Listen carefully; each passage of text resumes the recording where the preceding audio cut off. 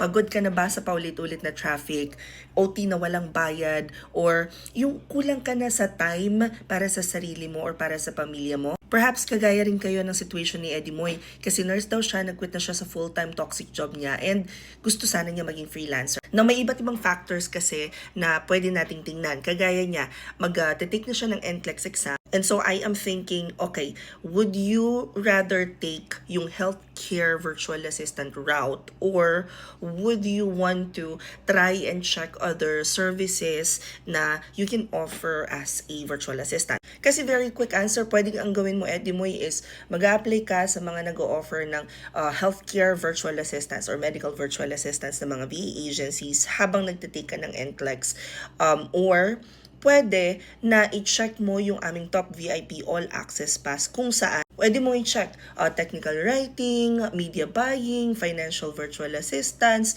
social media management and marketing. Pwede mong subukan yung Amazon, real estate, video editing, recruitment, lead generation, legal virtual assistance, credit repair. So, ang dami kasing services na pwede mong i-offer as a virtual assistant.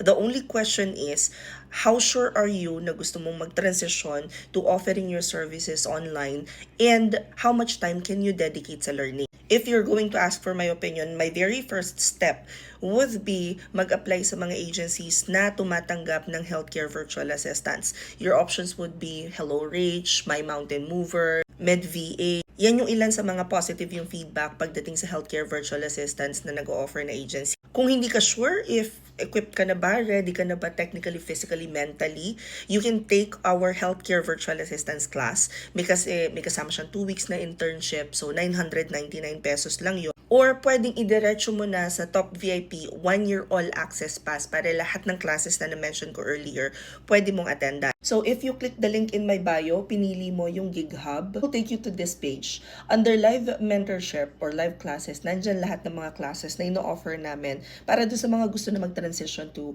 virtual assistants or freelancing. Now, kung malakas-lakas naman yung loob ninyo at gusto nyo nang subukan mag-apply, under free resources, i-check nyo lang job open hiring. Pag-click nyo nun, meron tayo dong hiring map kung saan nandun yung mga magaganda yung feedback ng mga nag-work na doon sa mga agencies na yon. Hope this provides a little more clarity para sa pipiliin mong tatahaking journey.